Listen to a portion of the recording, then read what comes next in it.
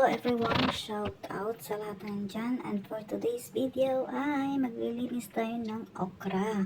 Ayan, nakikita nyo ang dumi ng okra, diba? So, ang una natin gagawin ay tanggalin natin itong ulo na ito. Ayan, tapos ito na po yung mga naumpisahan ko na. Natapos ko na yan, tanggalin yung mga ulo. Pero hindi yung sagad siya, guys.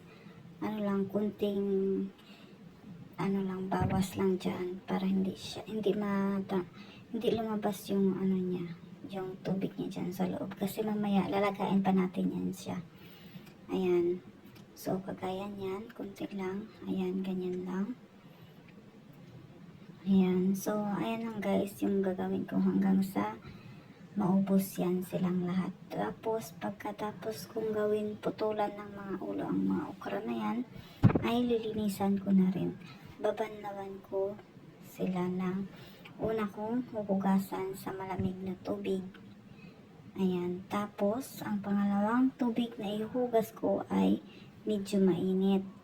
Tapos, babanlawan ko ulit sa malamig na tubig. Ayan. Para fresh pa siya tingnan. Tapos, ibabalik din naman natin siya sa mainit na tubig. Ayan. So, lulutuin lang natin siya ng 2 to 3 minutes doon sa tubig.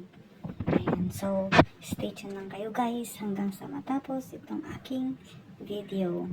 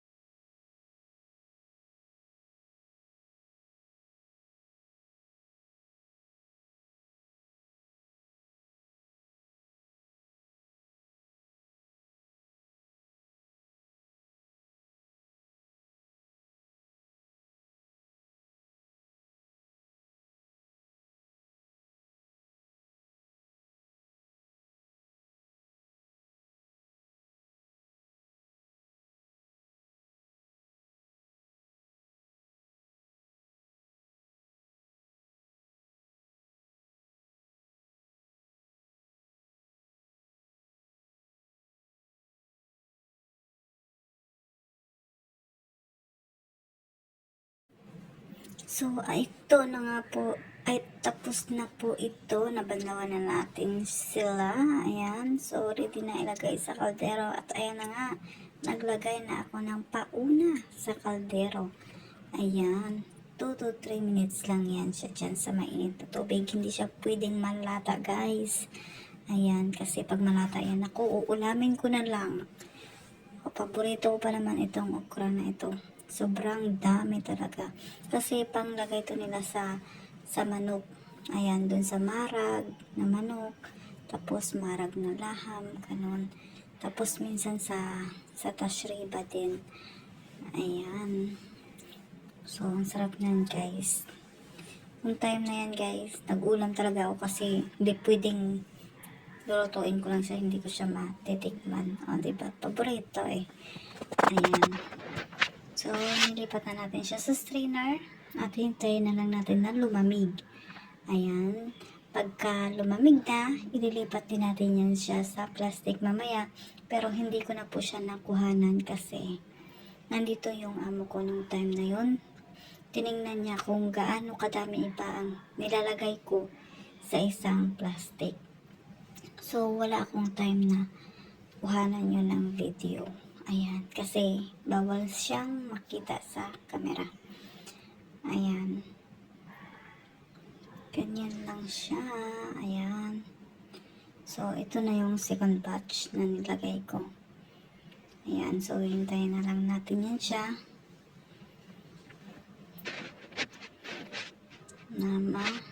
Tapos ang 2 to 3 minutes na time natin. Ayan, inuurasan ko yun siya, guys, kaya hindi pwedeng masobrahan yan.